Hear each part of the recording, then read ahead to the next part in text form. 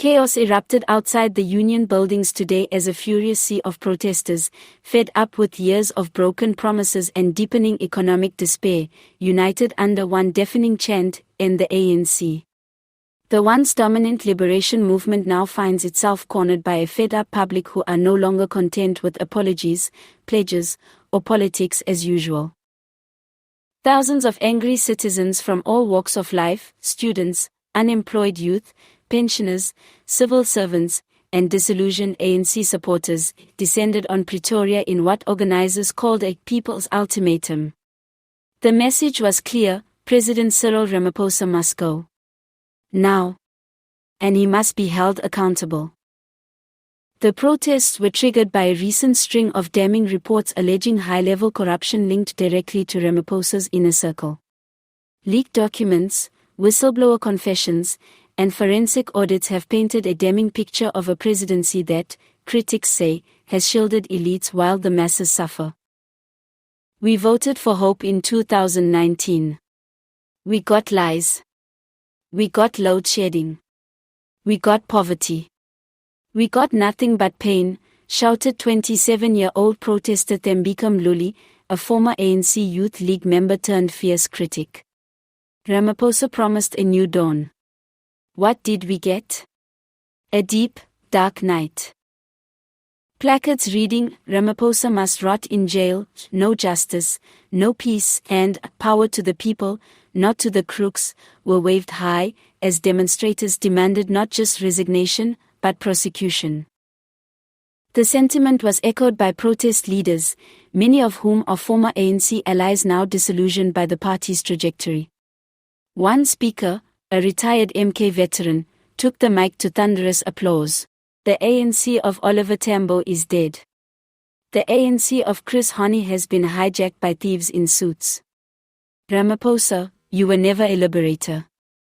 You are a CEO of corruption." With tensions boiling, riot police lined the gates of the union buildings in anticipation of possible breach attempts.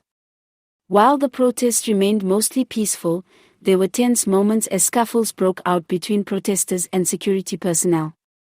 Tear gas was fired at one point near the eastern wing, where a small group attempted to scale the security fencing. Minister of Police Becky Cele, under mounting criticism himself, warned protesters against lawlessness, but his words were met with boos. Protesters accused Cele of protecting criminals in government while criminalizing the suffering poor. Civil society groups, trade unions, and political movements like the EFF and UDM have called for a nationwide shutdown if Ramaphosa does not resign within the next 7 days. This is no longer a protest. This is a people's revolution. We don't want apologies. We want arrests. We want the ANC gone, from every level of government. Julius Malema, though not present at the march, later posted a scathing video on social media declaring that Cyril Ramaphosa is the most dangerous liar this country has ever known. The video racked up over 5 million views within hours. The presidency has so far refused to issue a formal statement on the protest. Insiders say Ramaphosa is deeply concerned, but is resisting pressure to resign. Sources within the ANC say factional wars are intensifying, with some NEC members privately admitting the party has lost touch with the people. The president is surrounded by loyalists who keep telling him it's just noise. But this isn't noise. This is a revolution building up. And when it explodes, it won't just take down Cyril. It'll take down the whole ANC.